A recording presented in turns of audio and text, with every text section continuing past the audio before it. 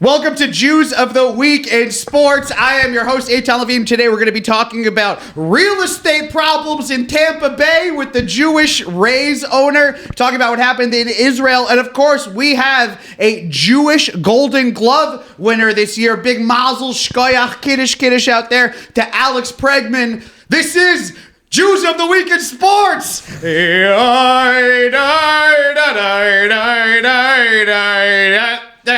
By the way, just so everyone knows, today I'm joined by my Goyish roommate. That's right. Richard Hunter Cunningham. Nice. Richard Hunter You're Cunningham. really starting off a Friday well.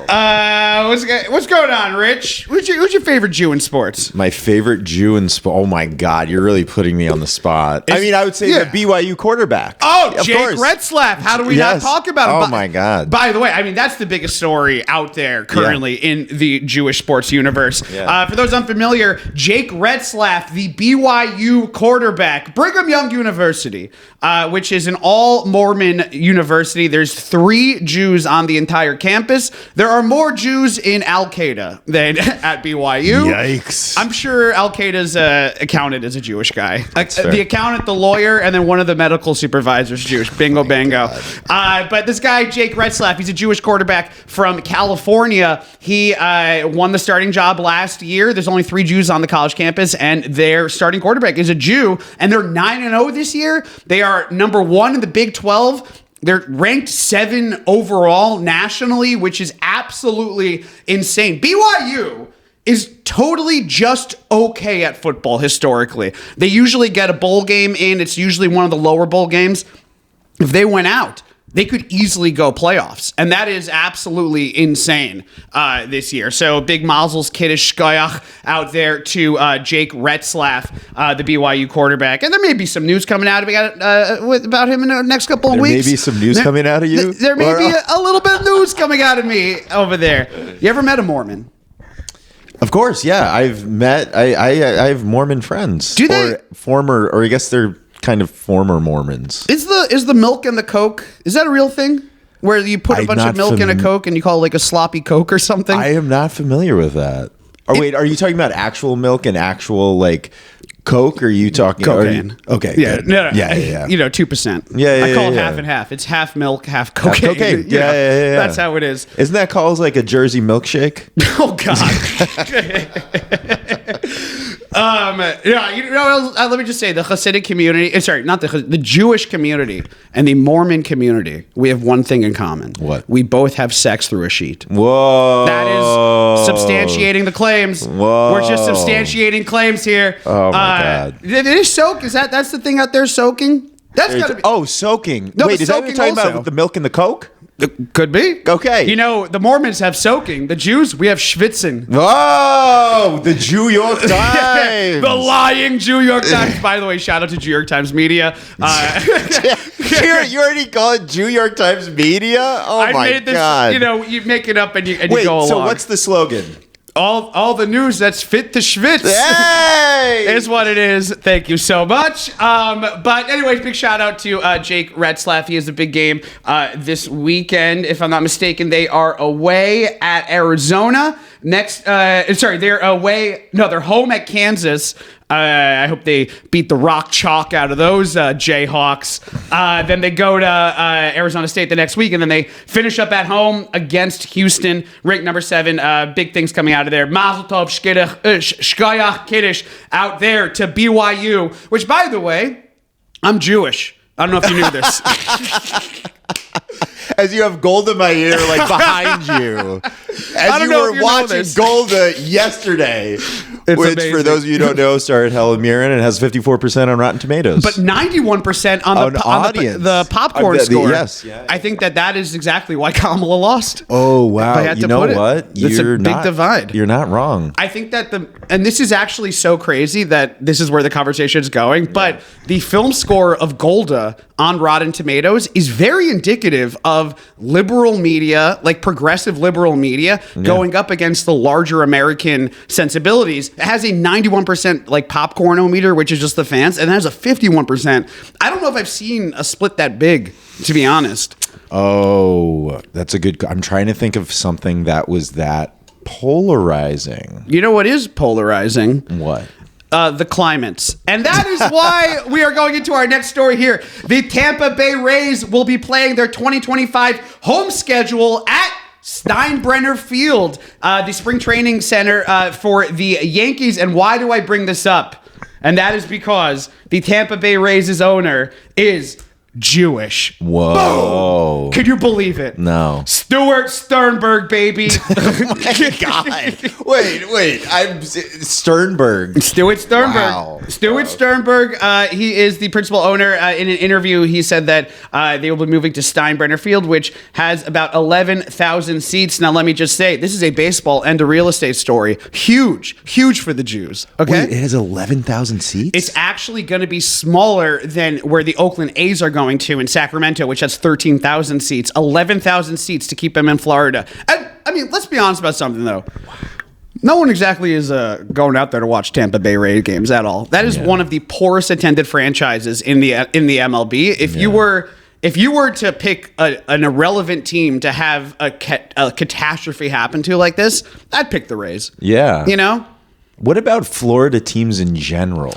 Because when I'm thinking of Florida, I think more of like college sports. Yes. But the big football down there. But yeah, I mean, like, I'm just trying to think. I mean, the Marlins, The Marlins, the issue with the Marlins is that they never attempted to really embed themselves with the Latin community in Miami. And I think that just over time led to, they're just there. They don't feel like they're part of Miami. I think, and I wanted to say, as of the past couple of years, they definitely have made a bigger shot at that. Weirdly, like, you know, Marcelo Hernandez, for instance, is like the face of a lot of the marketing over there. So, you know, there is like a little bit of an effort to try to build that relationship, but they failed. And then also the team so underwhelming most of the times. Yeah. That stadium is pretty cool. I threw out a first pitch there last year. Brag.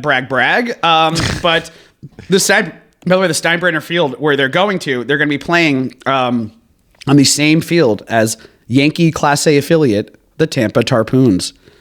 Or the Tampa Tarpons? What is a tarpon?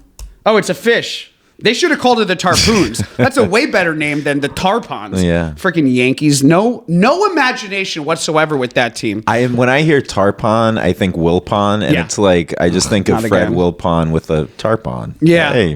Hey, Fred Wilpon with the tarpon. Hey ho, the state tax has got to go. Yes, we got there. So anyways, the Yankees are going to receive about $15 million in revenue as part of the agreement. And this is because a couple of weeks ago during Hurricane Milton, the roof of Tropicana Field got ripped off. So Mazel's Kiddush Gayach Stuart Sternberg on finding a new home for the Tampa Bay Rays. Next up, a lighter story.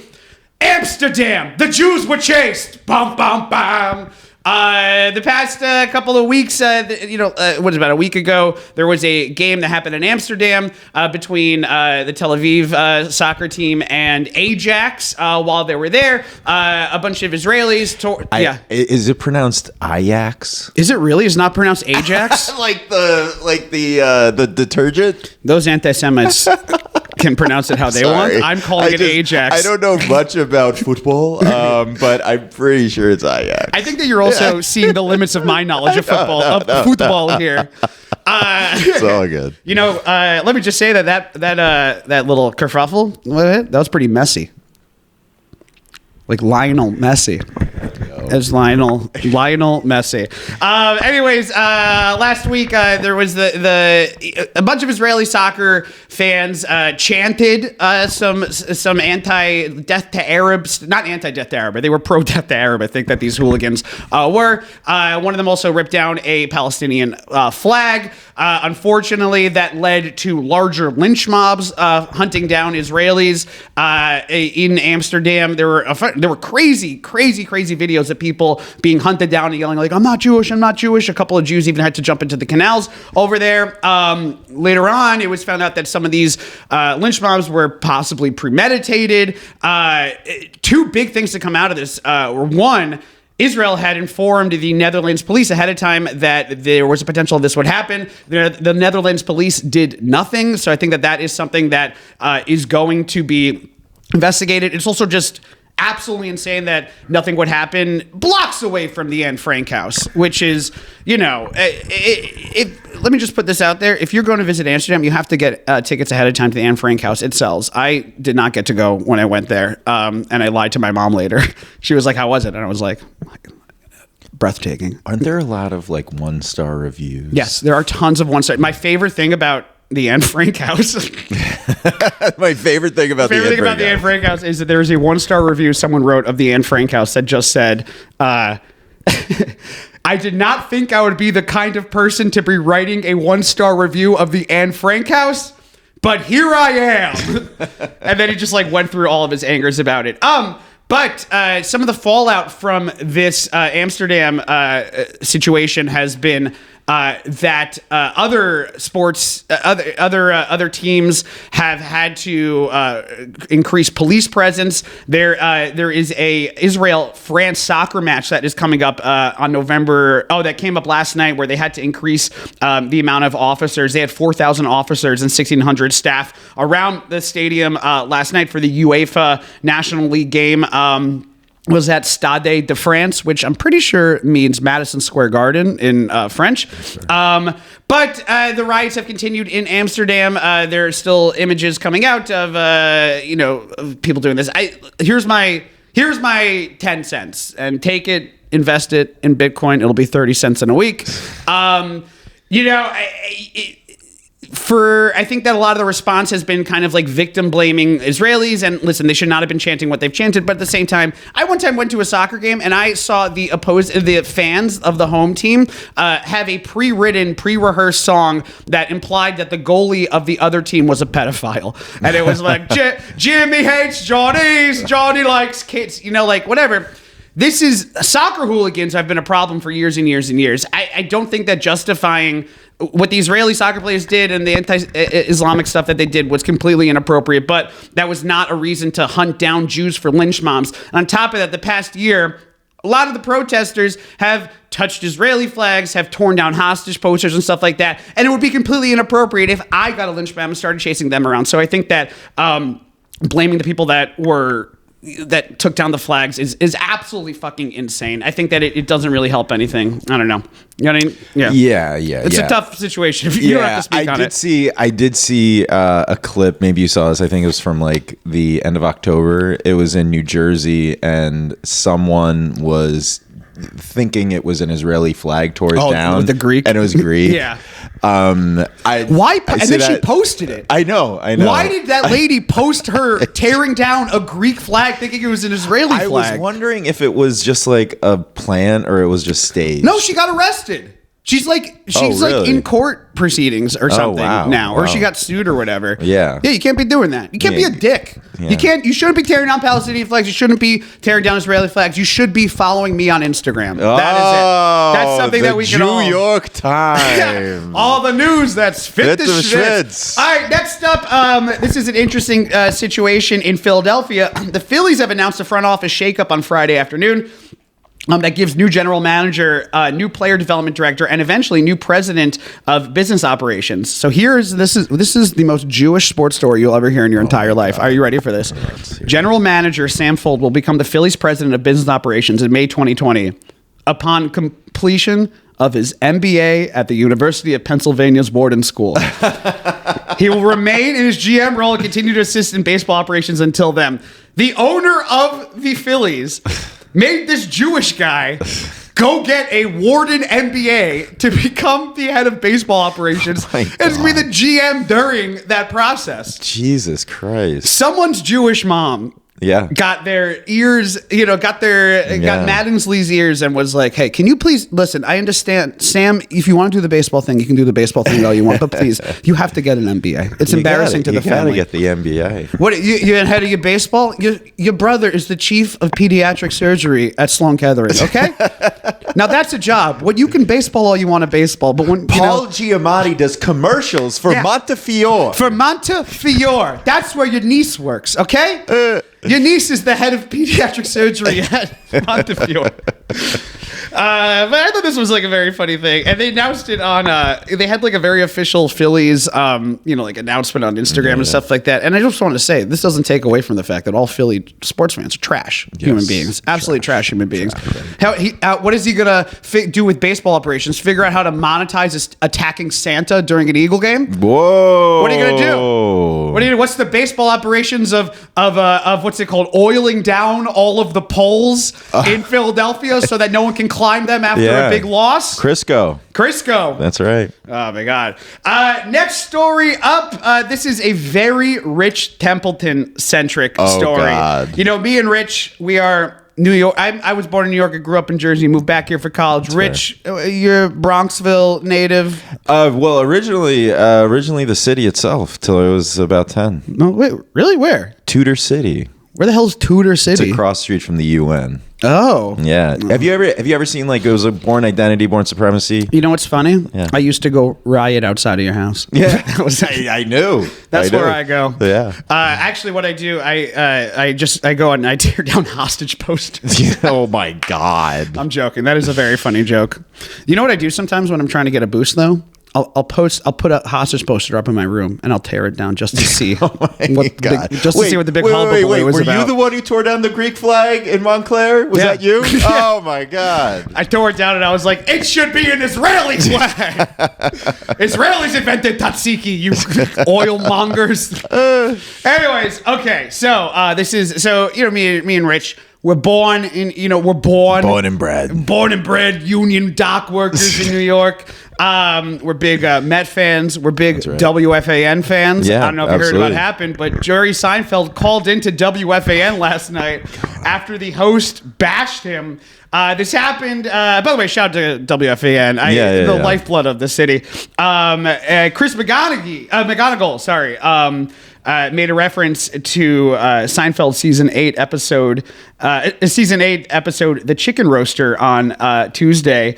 And at that point, Jerry Seinfeld called in, which, you can say what you want about Jerry's roots. The fact that he is still listening to WFAN is very impressive. That actually did make me kind of be like, maybe he isn't just like an elitist after all. Yeah. Gavin Newsom isn't listening to WFAN here. No. Eric Adams does for sure. Yeah. Eric Adams his energy is WFAN caller after a Mets loss. First time, long time.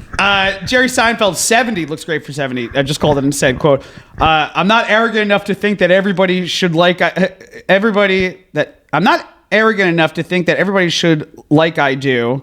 I just wanted to let you know it doesn't bother me. I'm okay with it. 1 out of 2 is fine for me. What is he talking about? Wait, the producer claimed in. Oh, one of the few good episodes. Oh, okay. Sorry. Let me just take this back. Yeah. Chris McGonigal's producer, Paul Rosenberg, chimed in and said that The Chicken Roaster was one of a few good Seinfeld episodes. Whoa. One of a few good Seinfeld episodes. Interesting. Okay. And then Jerry called in. Mm-hmm. And said, I'm not arrogant enough to think that everybody should like I do. I just want to let you know it doesn't bother me. I'm okay with it. Doesn't bother me. I'm okay with it. 1 of 2 is fine for me. That's fine. What's the deal?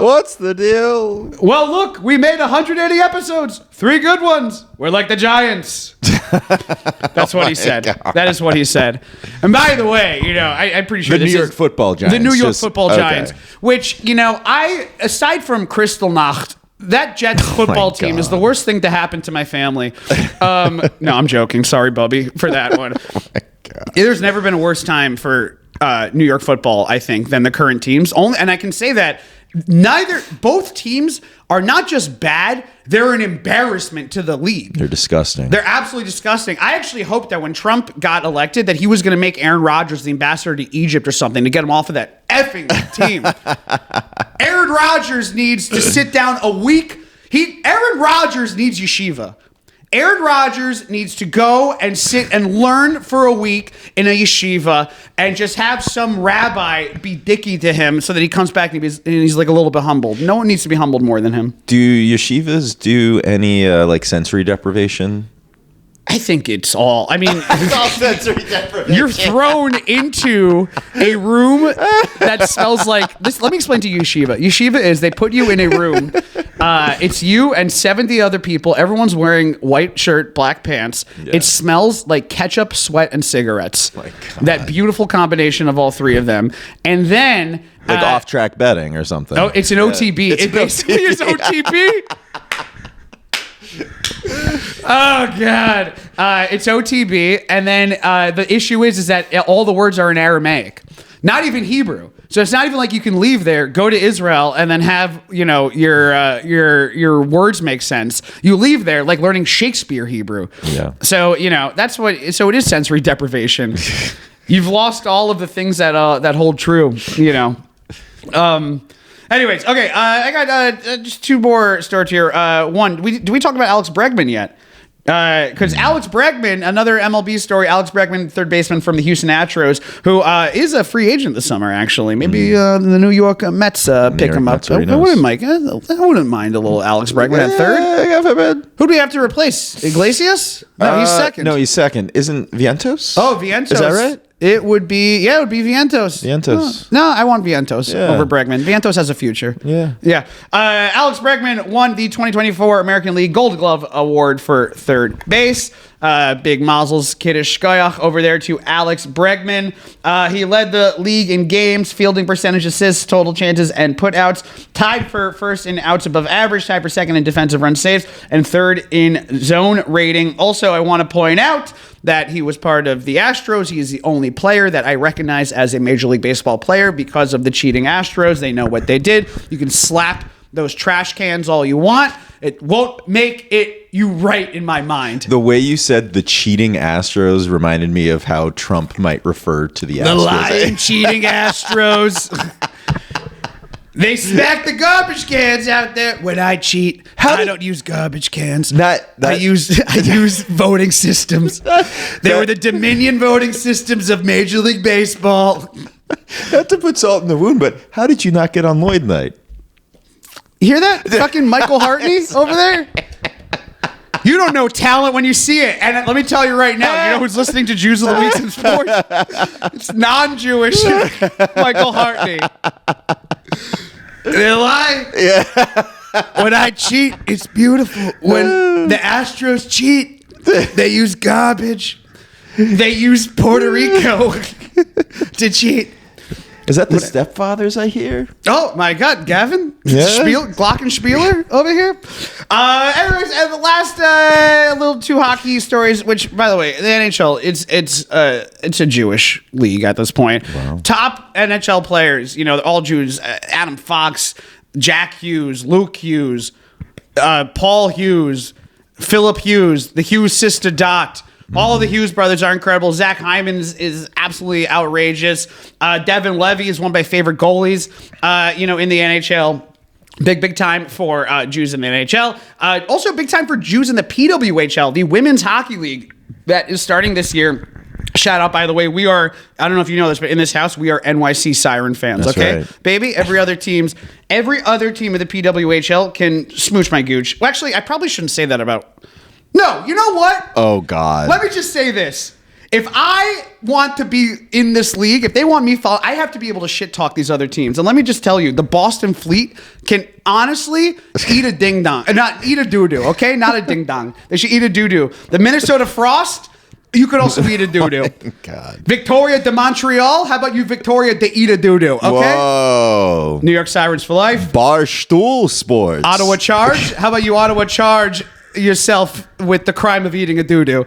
And then the Toronto Scepters, who actually, I don't mind the Toronto Scepters. I think that's a kind of fun name. But there's a lot of Jews in the PWHL, specifically goalies for my NYC Sirens, Abby Levy. But this year, NHL 25 is going to allow players, is it going to allow people to play as PWHL players? So we're going to get a bunch more Jews in the NHL 25 by EA Sports. Congratulations to them. And then lastly, as far as hockey goes, big mazel's kiddush shkoyach out there to the Pittsburgh the Pittsburgh Penguins, who had a Jewish Heritage Night last night, which a lot of them have. They had the Pittsburgh Penguins all Hebrew jerseys. Wow. Which I loved. out there, if you're a Pittsburgh a Penguin, someone that works there, if you work in the jersey room, if you work in shipping, whatever, steal me a jersey. I really want one of those Pittsburgh Penguins. Have you jerseys. like contacted them or other like hockey teams to like drop off the first puck or something like that? I actually should do that because as we all know, I'm a record holder for 51st pitches. Maybe I do 51st puck drops out there. Whoa. You know, I don't want to confirm anything just yet, but it's looking like I'm possibly going to be going out to MC the Jewish night for the Milwaukee Admirals at the end of December, which is going to be kind of fun. What sport are they? That is minor league. That's AHL hockey. Oh, cool. Look at that. Nice. Heading out there. And with you have anything else you want to say about the Jews, Richard Templeton? No. You have nothing else you want to say? No. You don't want to apologize? Please, you have nothing you want to say? I got nothing. The pogroms? You want to? No. You want to say anything? Please. Huh? Where were you in Amsterdam a couple days ago? Hey, look, I think I was going to Zabar's. I think I bumped into Richard Kynes. We got to get this show sponsored by Zabar's. It has to be sponsored by Zabar's. What do you think of Sheldon Adelson? No comment. There you go. That's exactly. Yeah. We have an NDA with the Adelson family. That's fair. Yes. And with that is the end of Jews of the Week in Sports. Thank you guys so much for tuning in. We will be live every week talking about all of the Jews in sports. There's a couple that aren't just the managers and owners. That's what we learned today. See you later. Bye-bye. Barstool.